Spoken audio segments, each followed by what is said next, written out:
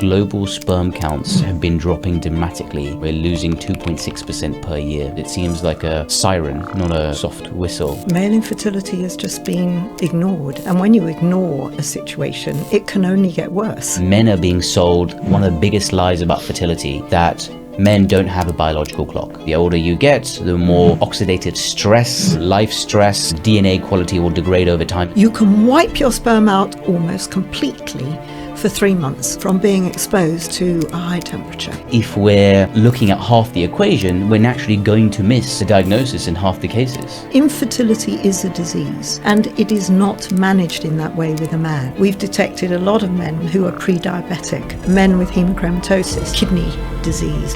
All of these things are reflected in their semen parameters. Men do not report their symptoms. You have a symptom, you need to report it to your doctor.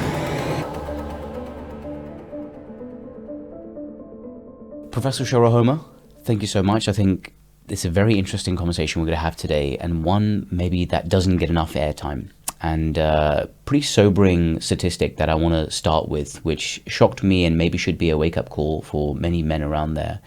Between 1973 and 2018, global sperm counts have been dropping dramatically to the order of 62%. And not only sperm counts, but the actual sperm concentration went from 104 million per milliliter to down to 49 right now. And, you know, it sounds like maybe historical stats, but since the year 2000, that rate of decline has almost doubled, and we're losing 2.6% per year. The original researchers, which who found those statistics, suggested this was a canary in the coal mine. And I think maybe that's a bit generous, because it seems like a siren, not a a soft whistle, and maybe significant as like a herald of a much deeper problem in our current society. What do you make of that? I think you've really hit upon something there, because these were quite shocking, these statistics, and originally these were reported from Western societies, but we've now found that this is true for African countries, in South Asia and also South America. So this is not just limited to what we're doing here in the Western world. I think obviously there are multiple components to this. Whenever you see an instance like this, it's not just one thing.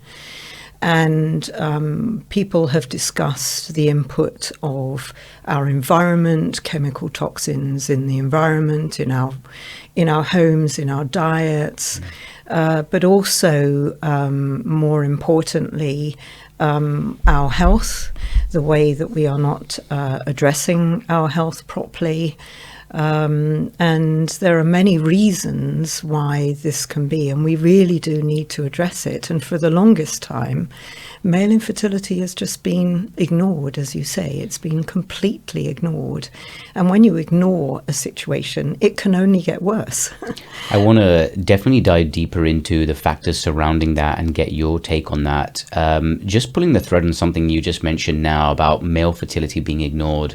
I think typically when you have a couple who are struggling to conceive, the burden of responsibility and blame traditionally seems by our society to be placed on the woman. Absolutely. That maybe the woman is infertile, there's a problem with the woman's eggs, or some uterine problem. But actually, if we look at the statistics, it's a 50-50 issue where 50% of the infertility is down to the man. And I guess even that we know that it's a 50-50 contribution, in less than a quarter of cases, according to surveys, OBGYNs in less than 25% of cases would refer the man to a urologist even before doing a semen analysis. So I guess if we're not looking at half the equation, we're naturally going to miss the diagnosis in half the cases. We are, absolutely. And I think it is generally a problem because, as you say, traditionally it's always been focused on the women. I think also the main problem is that there have historically been tests available and investigations available for the women, but for the men, the only test that has been available for decades is a sperm test, a semen analysis, and that is it. And not only do we not have awareness of all the other tests that are available for male infertility, but the way in which male infertility is managed and treated is just not appropriate to the condition of male infertility, which is a disease. Infertility is a disease, and it is not managed in that way with a man. It is for a woman, but not for a man. In a typical analysis of a man, you think of a semen analysis, which we just spoke about. Semen analysis is looking at sperm count, sperm motility, the shape of the sperm to see if it's abnormal. And those seem like important metrics, but superficial metrics. And even though the sperm can look normal, that semen analysis doesn't look at how the DNA quality is inside that sperm, which obviously is a huge determinant of the sperm quality and then the future risk you pass on to a child.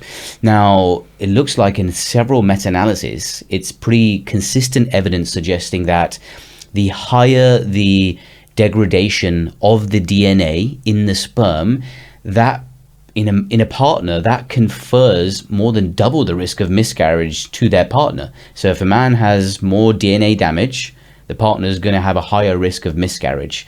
And so why aren't we more aware of testing for sperm DNA fragmentation? I think this is a really interesting point, because DNA fragmentation was first discovered by Don Evenson in the States about 45 years ago. Actually, he was working with animals at the time, and he did a lot of studies in that. It wasn't just his lab. This was confirmed in other laboratories around the world. And he also looked at human studies as well, where he found similar results, where, as you say, men who had higher levels of DNA damage in their sperm had a delay to conception with their partners, and there was a reduced implantation of embryos and increased risk of miscarriage. Now, these studies have been carried out for years. The NICE guidelines that have just been updated, the NICE guidelines have taken them 22 years to update the guidelines, categorically state do not test for sperm DNA fragmentation. So there's your answer. That's why a lot of medical doctors are reticent about testing for DNA fragmentation. The arguments go that there's insufficient evidence. Well, I would disagree with that. I think there's plenty of evidence out there. There's 45 years worth of evidence. I think what's confounding a lot of this is that there are a lot of different tests out there for DNA fragmentation, and they're all looking at slightly different things. So they don't always give the same answers. Now, an example I can give you is if you as a doctor were to look at your patient, say you need an infection screen, and you send the test off to the lab, and it does what we call a culture. And a culture will pick up certain organisms, but not all organisms will be picked up using a culture. So you do a different method, what we call a PCR screen, and you pick up different bacteria. DNA fragmentation tests, the results are not invalid. They're all valid. Every test is valid, or maybe some tests are a little bit more robust than others. But they're all giving information about the DNA integrity of the sperm. But I think that a lot of doctors have got fixated on the fact that, well, you haven't got a standardized test. A lot of these tests are standardized. They are properly validated. Don Evenson got his test validated in America. It was CLIA approved, which is equivalent to our regulating body here, the MHRA. So they are properly validated tests. And yet still, because a lot of the doctors that make decisions on the NICE guidelines are not urologists who specialise in male infertility, they're gynecologists. And the agenda is push the patient to IVF. And it's not a good agenda. Well, I guess that's feeding the narrative that it's a female problem, pushing it down one route, and then potentially also not solving the root cause, the underlying cause, metabolic issues, cardiovascular issues, epigenetic issues, which could be driving problems on both sides of the fence. And again, my take on guidelines is that they're there to keep people safe. They're there to stop calamity in emergency scenarios and, account for, edge cases, but they're not built for optimization. And what we're talking about now is not an emergency. Infertility is not an emergency that needs to be handled within 24 hours. In fact, it cannot change in 24 hours. It takes several weeks to months to years to solve lifestyle factors to then change the DNA. So just purely based on that, if you're not building a guideline for optimization, it's not going to be a good guideline. So to your point, yes, you need experts on the panel, but not just experts, but experts who understand that you don't need data to become a measure, because when a measure becomes a target, it ceases to be a good measure. Goodhart's law. We can't fixate on a single number. But I'm always of the opinion that more data is good as long as you're interpreting that in context of all the data points together. I think also there are sort of knee-jerk reactions. So the knee-jerk reaction wouldn't be, well, if I'm infertile, I must have a DNA fragmentation test. Because again, you have to nuance this. This has to be put into perspective as to which patients would benefit from these tests. To blanket say, do not test for DNA fragmentation, prevents investigation of male infertility when you have some very complex cases. And when patients have years of unexplained infertility, or they have multiple failed IVF attempts, you can't consider that the genetic component of the sperm does not contribute to that embryo is from a scientific point of view, because I'm a scientist, is difficult to comprehend. Only 5% of us are feeding our guts properly. That means 95% of us are accidentally starving our microbiomes, and we feel it through bloating, sluggish digestion, and other symptoms and health challenges. That's why I created Loam, a 6-in-1 prebiotic fiber blend designed to cultivate a nourished, thriving gut. Each serving delivers 10 grams of plant-based fibers, making it that much easier to feed the gut bacteria that fuel your digestion, immune system, metabolism, mood, and more. And the best part is it's completely invisible. No taste, no texture, no grit. Loam dissolves into anything and literally disappears into your day. If you want your whole health to thrive, start by feeding the ecosystem that runs the show. Head to www.loamscience.com to try Loam. And exclusively for you, just because you're listening to this podcast, get an additional 10% off with the code POD10. Again, that's POD10 to try Loam and get an additional 10% off. Loam. Health grows here. Something I wanted to touch on, we mentioned it before about environmental toxins, but one specific one, microplastics in testicles. There's a lot of noise about that. We have emerging data, sometimes conflicting data. If we look at our lifestyle now compared to our, grandfathers and great-grandfathers and, the era, decades ago, we live in a completely different world. And two of the things in terms of forever chemicals that get a lot of notoriety is phthalates and BPAs. And they've been labeled endocrine disruptors, and that sounds like a very scary phrase. Maybe there's some credence to that as well. But, so far in large cohort studies that we've seen correlations with men with the highest urinary phthalate levels often have an association with lower testosterone levels. Yes. And also if we look at meta-analyses looking at BPA directly as well, higher BPA levels are negatively correlated with sperm counts and concentrations. Now again, is this pure correlation, or is there a valid mechanistic link between that? Well, I think there is a valid mechanistic link because, as you say, there is evidence to show that it disrupts the pathway of hormones that are involved in production of the male reproductive hormones in the testes. And of course, sperm production is totally dependent on an appropriate endocrine pathway. So, of course, that is a mechanistic validation for it. And I would totally agree. I think certainly going back to your first point about reduction in sperm counts, where environmental issues have been pinpointed as a leading contributing cause, this is something we can't get away from. And we really need to take this into consideration when you're trying to conceive. So trying it's difficult because it's in your water, it's in everything you do, but to sort of minimize your risk of, say, wrapping things in cling film and that sort of thing. But it's endemic. It's a very difficult one to try to deal with. I think one of the things we just touched on is the fact that there seems to be an over-index focus on fertility and it being a female problem. Now, to add to that burden further, I feel that men are being sold one of the biggest lies about fertility, and it is that men don't have a biological clock. We often associate that biological clock or that timer with women, that as a woman gets older, the egg quality, the egg reserve goes down, which it does. That is just reproductive statistics and facts. But the same happens with men. I mean, this is the link with the DNA fragmentation. Yes. The older you get, the more oxidative stress, life stress, and just purely the DNA quality will degrade over time as well. And I think we even have significant data in black. There was one meta-analysis that suggested that in over 23,000 people with bipolar disorder, offsprings of fathers 45 and older were 44% more likely to be diagnosed with bipolar. You find similar stats, in terms of correlations with autism, with other metabolic issues as well.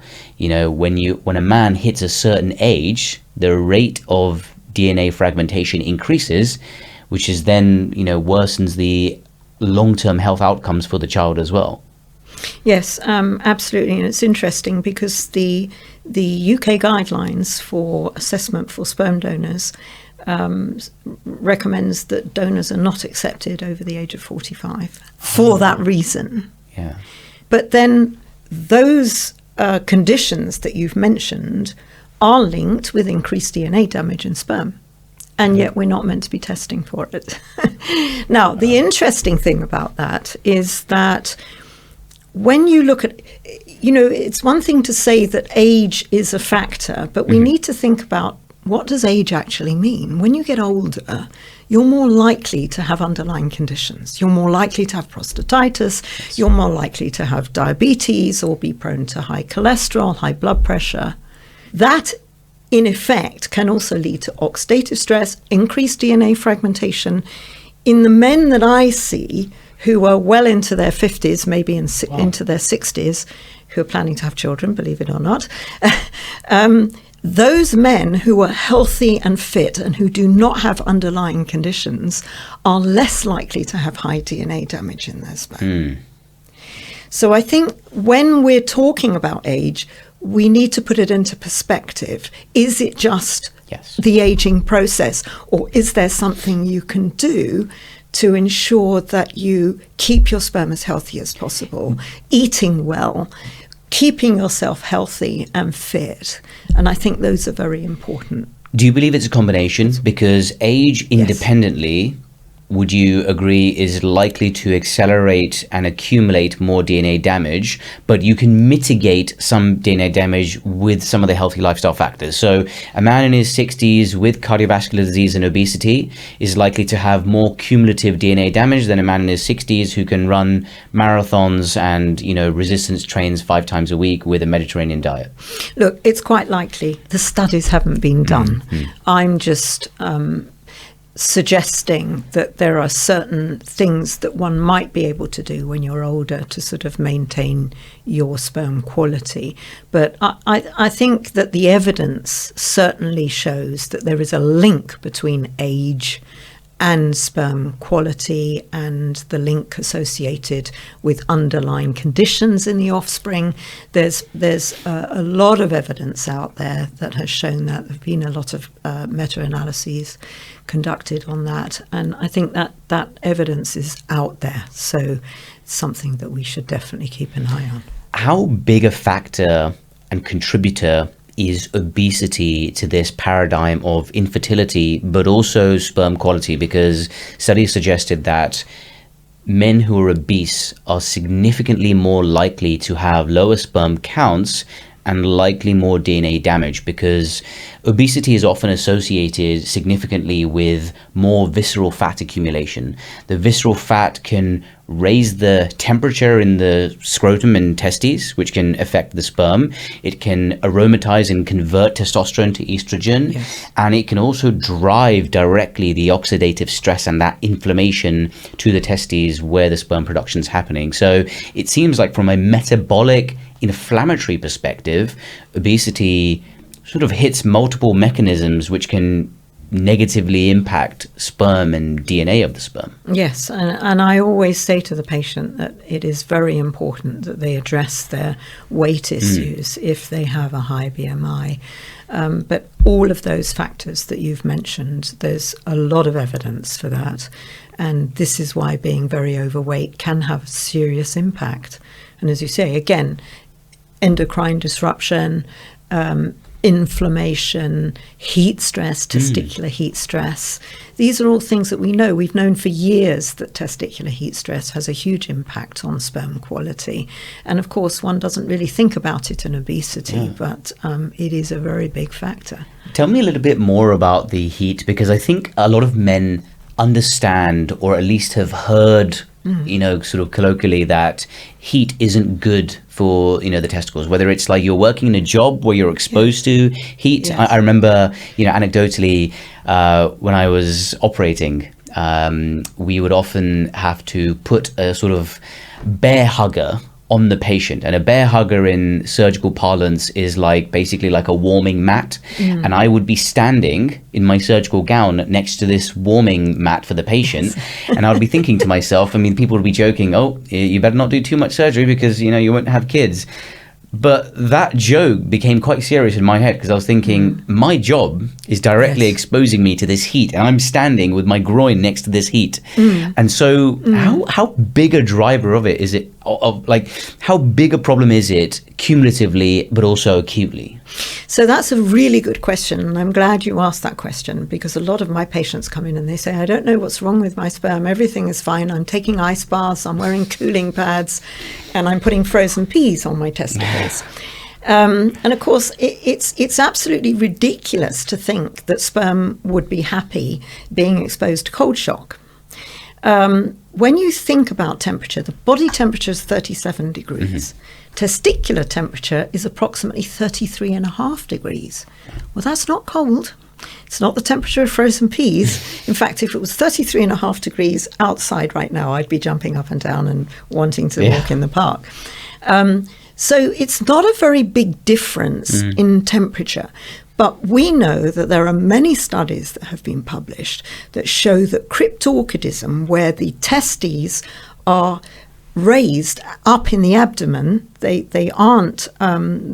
haven't come down during birth, and the testes are still in the abdomen. They're not outside the body. They're being bathed at 37 degrees. These men very rarely produce sperm. So even if you bring the testes down, a lot of the time, if it's not done very early after birth, the damage can be irreversible. Really? Wow. And we find that about 10% of all infertility is due to cryptorchidism. In other words, when the man was born, they had undescended testes, and they weren't brought down. They need to be brought down really within the first 2 years of life to give a good chance of having sperm later in life. So it's not a very big change in temperature. Now, we know, for example, also lots of evidence out there, if you have febrile illness, if you have a temperature, a high temperature, you can wipe your sperm out completely, almost completely, for 3 months.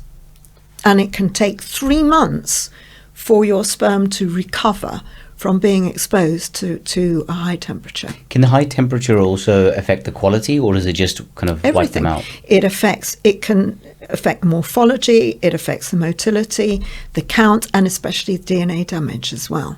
That's fascinating. So this is why if you're causing excess heat damage to the testes, it is a problem. And why wearing cotton boxer shorts is not a myth. it is actually helpful to men who are trying to conceive. Look, we are human animals. We're not meant to be wearing clothes. Yeah. Our testicles are meant to be exposed to the environment so that we can cool them down, so that they can be cooler than the rest of the body. That's why they're outside of the body.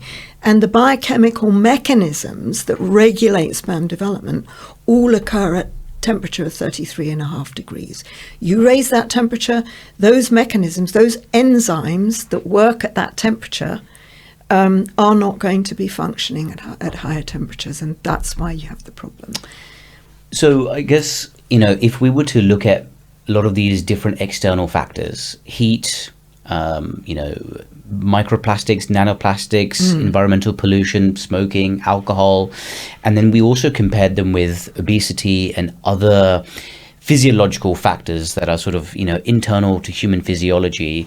Where would you sort of, rank them, like from the sort of highest influencing to the thing you need to worry about least? One of the myths that's out there in the media is that there is nothing that you can do to treat male infertility. And that's another reason why you shouldn't bother to investigate, because there's nothing you can do about it. That's a myth. Yeah.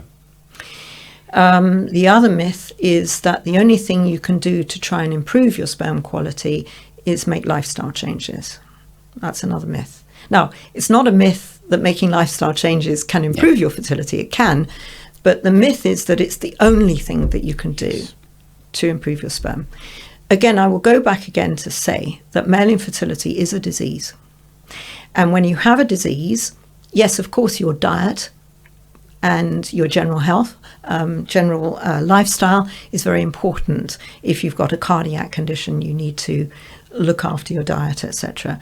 But it's not getting to the root cause of the problem. So yes, heat is a problem.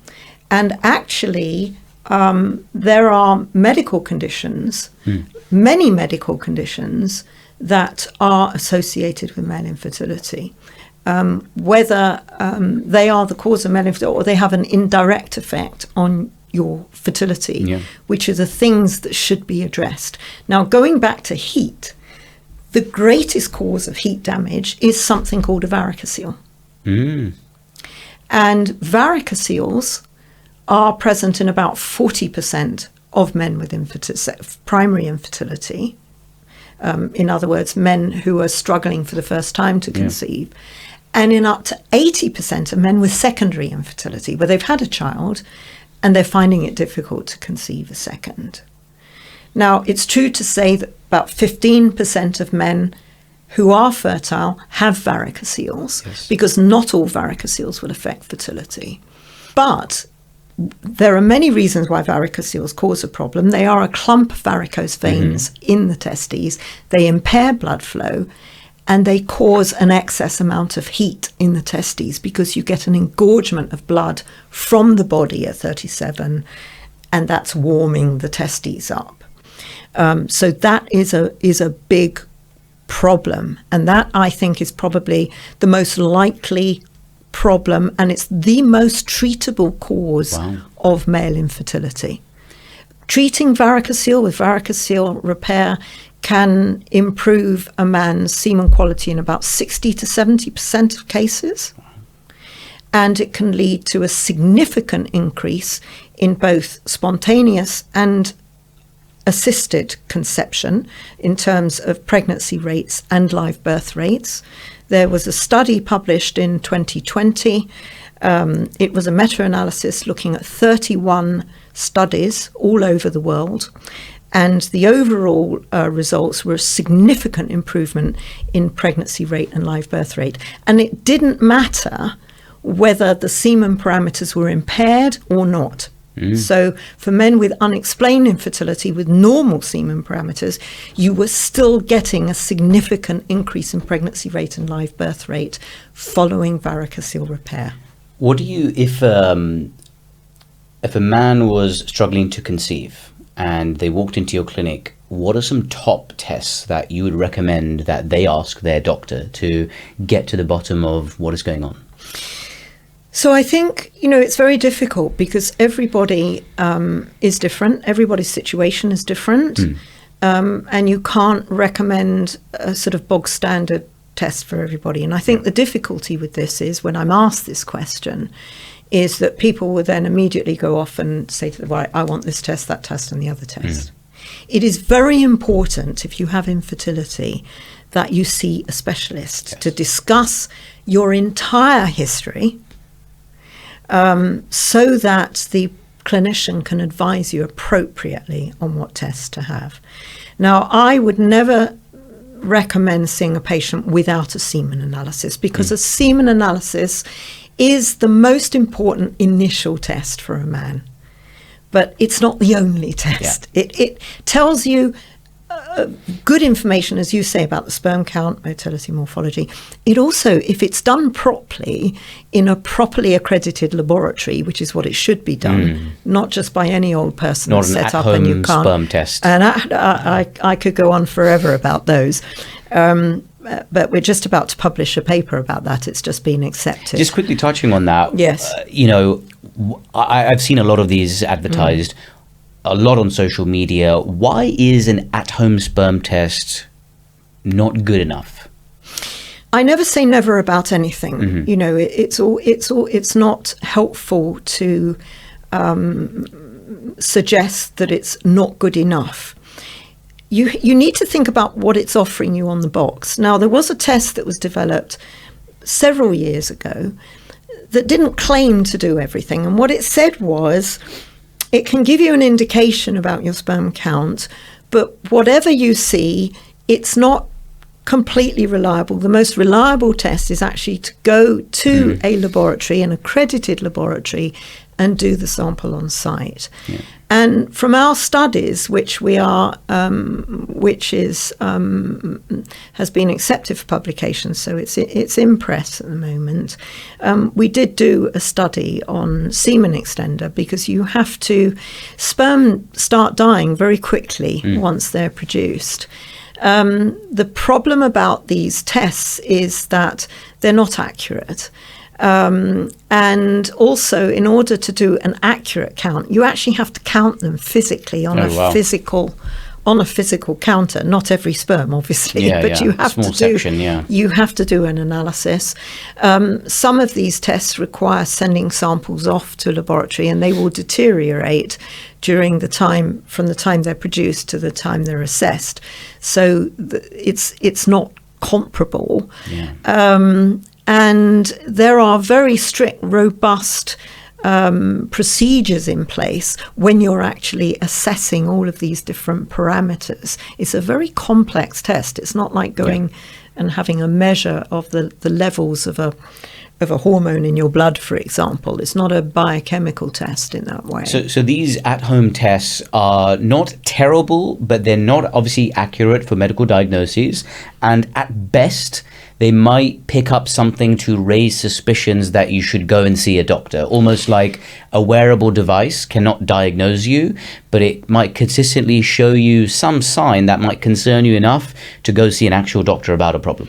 I think really my recommendation would be to go to a proper laboratory and get it done properly. And I think, it depends on the person's situation. These tests can also give you false hope. You could do something and the test can say everything is fine, and they've only looked at one parameter or two parameters and everything else is a disaster, but you've had this idea that everything is fine. I do think they can be dangerous from that point of view. I still say that if you want to have a good, reliable result about your semen quality, you must go to a proper accredited lab and get a proper test done. And the best tests are done on the NHS because those are the ones that are accredited. There are very few laboratories in the private sector that are actually accredited. Now, I think a lot of people understand that when we're talking about lifestyle factors, smoking, alcohol, your diet, we've mentioned all those things here which are important. But one thing which has seen a dramatic uptick is vaping. Now, generally with vaping and other specific health concerns, we have signals, mechanistic, ties, but have you seen anything in patients or, in the lab which suggests that actually it can have a significant detrimental impact on sperm? I think the studies are few and far between at the moment, but all of the studies are trending to show problems with sperm quality. And of course, you need to put this into context of everything that you do and you put into your body, like alcohol and caffeine, recreational drugs, the compounds in vapes. There are much less in vapes than there are in cigarettes, by the way.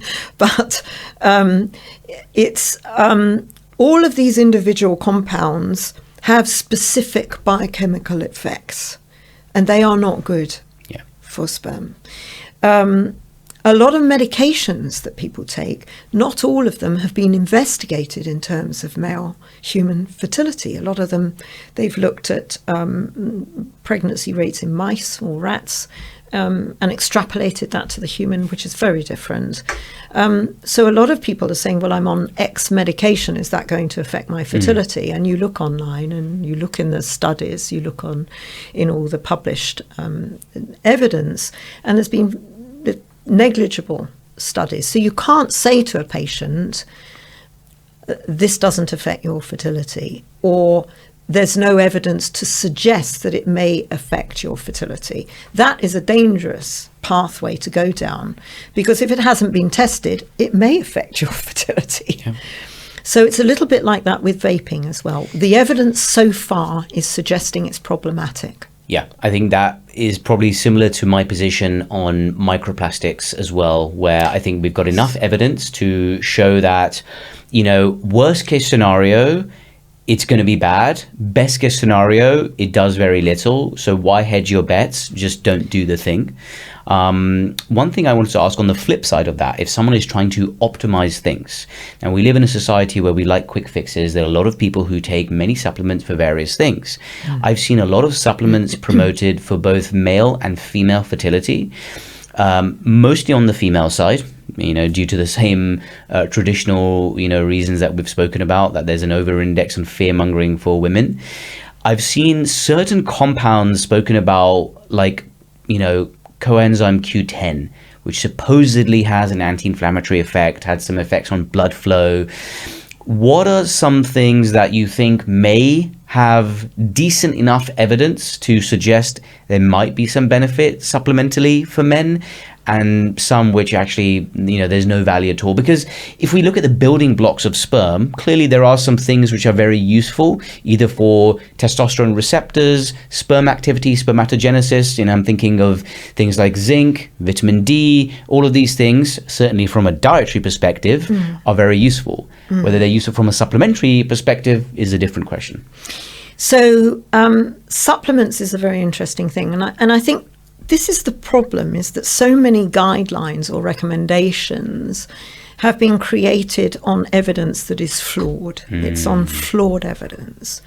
As a scientist, I think it doesn't make any sense to me to offer treatments to people when you don't know what the cause is. So, for example, if you go to the doctor and you say, I'm feeling a bit funny, I want some antibiotics, and the doctor just prescribes broad spectrum antibiotics, you know as a doctor that that's not a very helpful way of dealing with things. In fact, it can be harmful, because if you're not targeting the right microorganisms, you can be killing off some good microorganisms to allow the bad ones to grow even faster.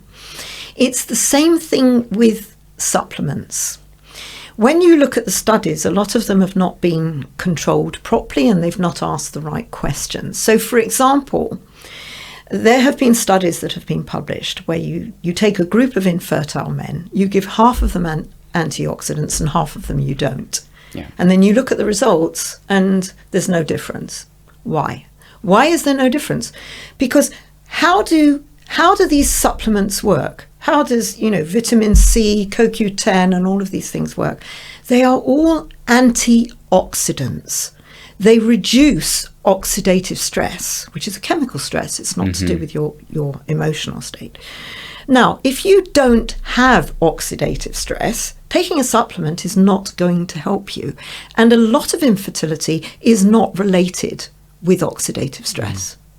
Now, if you then take a group of infertile men who you have done the test on and you know has oxidative stress, and you give half of those men antioxidants and half not, then you see a difference.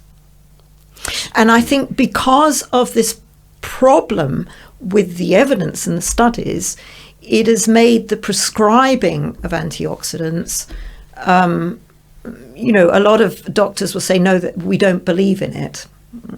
You have to look at the evidence, and you have to look at how the studies were conducted.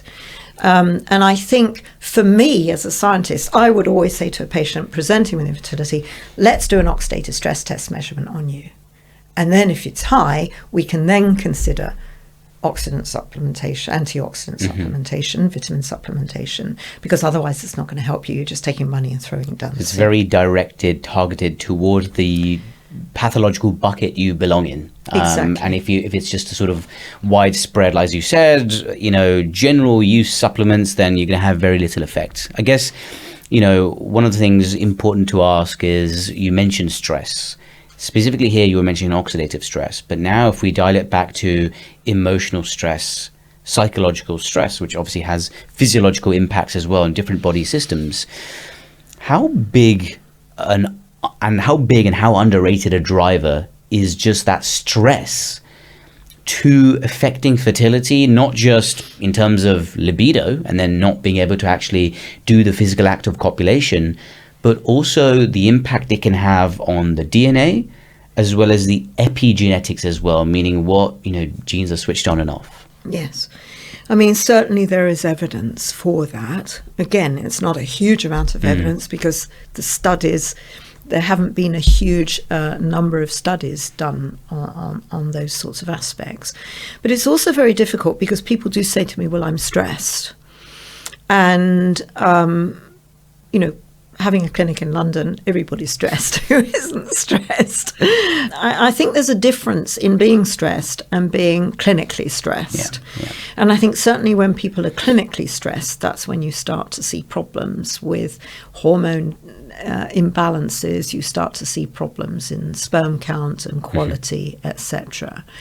But again, I think the other driver for that is the effect that it has on libido, on erectile function, which again has a significant impact. But we know that cortisol and all of the stress-related hormones are also related, as you say, to epigenetic modification in the DNA and DNA damage as well. So, of course, all of these things can potentially have a lasting impact, which is why it's so important to try. It's a catch-22 situation, to be honest. And we do know anecdotally, any fertility specialist will tell you that as soon as, I've worked in IVF for many years, as soon as the patient goes on the ICSI waiting list and they've got 3-4 months to wait, and then, they know it's going to be taken care of. They go on holiday, they're stress-free. So many of those patients just suddenly get pregnant spontaneously. Any IVF specialist will tell you that. Yeah, that's fascinating, actually. It's it is a similar parallel I see when I had patients on a waiting list for, gallbladder surgery. Waiting on the waiting list for months and months and months. And you'd give them advice like to prepare for surgery, try to lose as much weight as you can, stop smoking, etc., change your diet. They do all these things, and then suddenly their symptoms from the gallbladder problems and the gallstones stop. And they actually come to a point where they're thinking, do I want the surgery? Because actually I've not had symptoms for this much because I've been changing my lifestyle so much. Yes. And I guess it's a similar parallel here. On that note, if a 35, 36-year-old man walked into your clinic today and he was planning for a pregnancy in 6 months' time, what are some pieces of advice that you'd give to action that same day?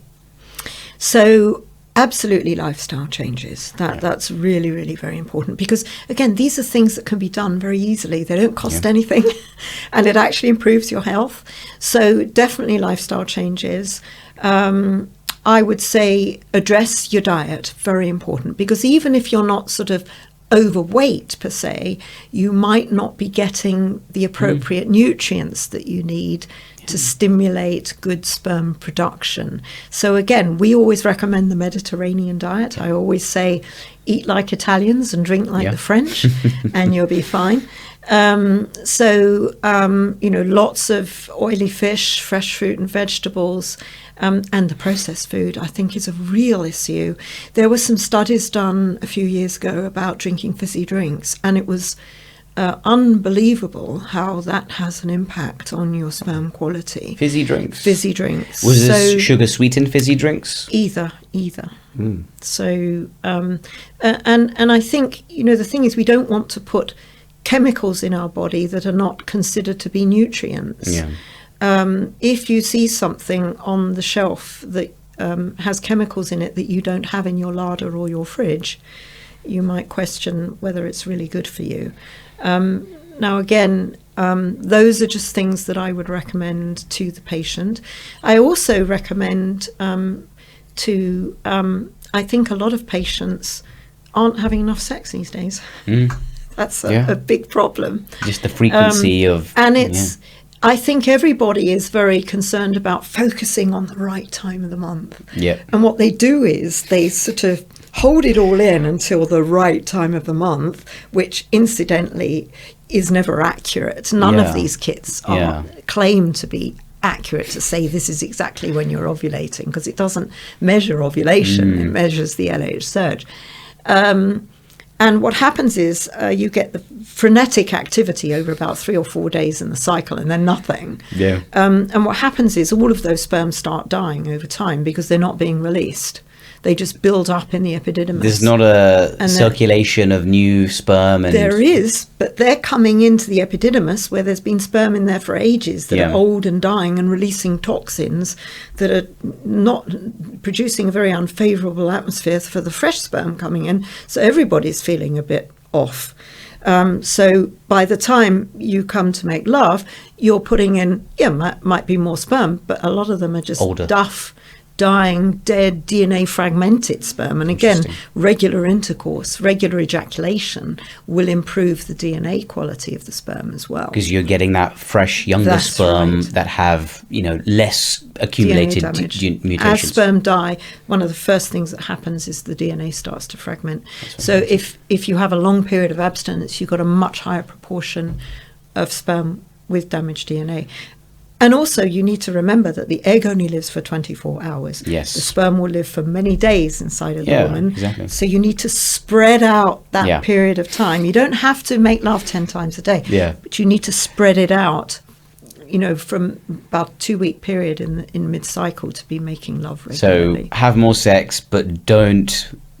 put all your eggs in one basket, as it were. Spread out that love. This is something I am ridiculously excited about, and I've been using it for a while now myself. We've all got wearables for our sleep, steps, heart rate, but the one thing we don't track, the thing that actually tells you more about your health than almost anything else, is your bathroom data. And that's why I joined the team at Throne Science. Throne is the world's first hands-free smart toilet platform that turns your everyday bathroom habits into real actionable health insights. It uses computer vision and sensors to analyze stool shape, color, consistency, frequency, even patterns like straining and time spent sitting on the toilet. And I've been helping to build out the science as well. No forbidden photos on your phone, no awkward Excel spreadsheets. You just do what you normally do, and Throne gives you trends that actually matter for your gut health, hydration, fiber intake, and even early warning signs you'd normally miss. If you want to be one of the early people to try this or just follow the journey, head to thronescience.com. That's thronescience.com. Trust me, it will be your gut's new best friend.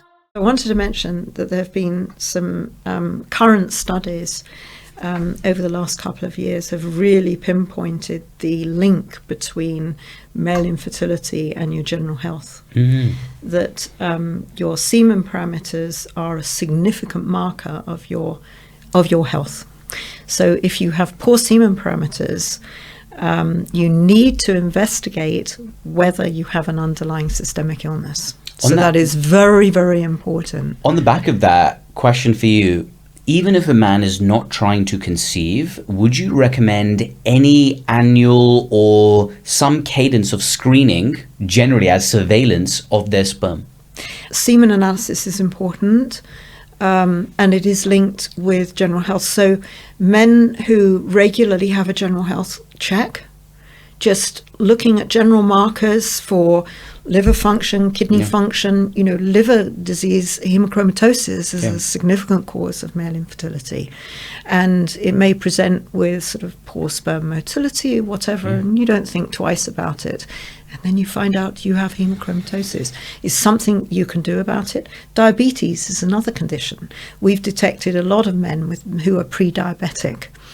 Men with hemochromatosis, men who have kidney disease. All of these things then are reflected in their semen parameters. So really important to have general health checks. I think every year I would recommend that. And if you do have poor semen quality and you have an issue with any one of your parameters during a general health check, they could be linked. You can deal with that health problem. If you're pre-diabetic, you can address that. If you have hemochromatosis, you can address that. And you may then see that your semen parameters improve significantly. So I would always recommend, if anyone has poor semen parameters, get a general health check, because it may well be related to that.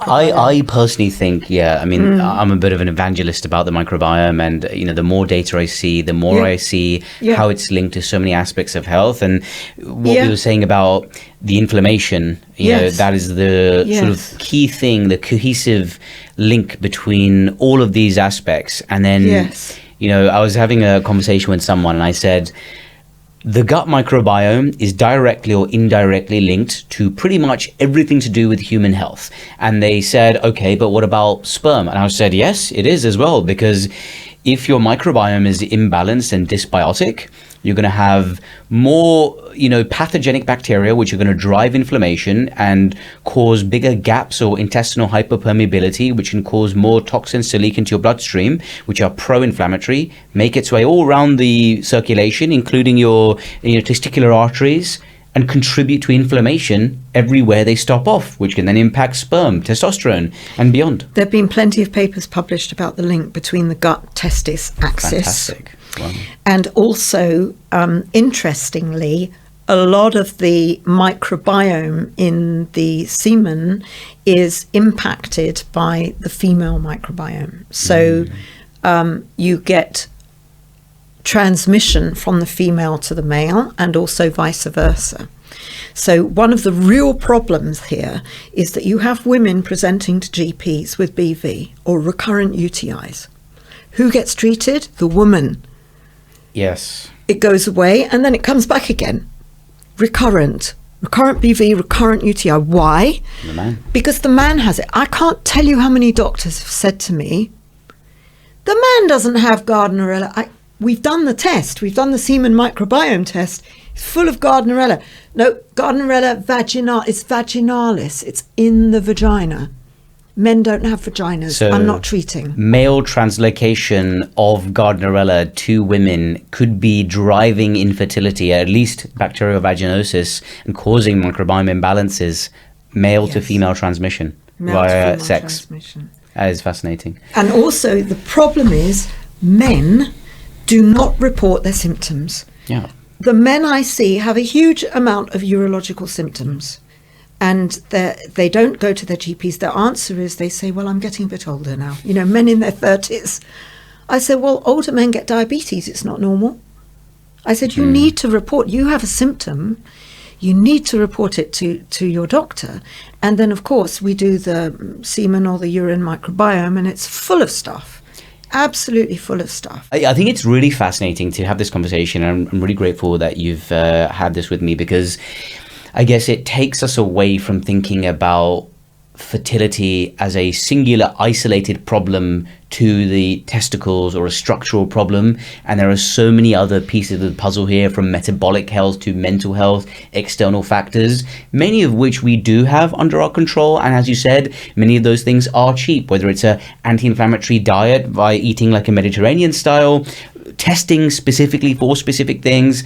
And I think there's a lot of value here to be had, that it is not something that you're predetermined to suffer with and then you have to have some sort of intervention. There are things you can do, and in pretty quick time as well. 3 months or more is plenty to make some change, and hopefully a lot of people will take value from this. So Sheryl Homa, thank you so much.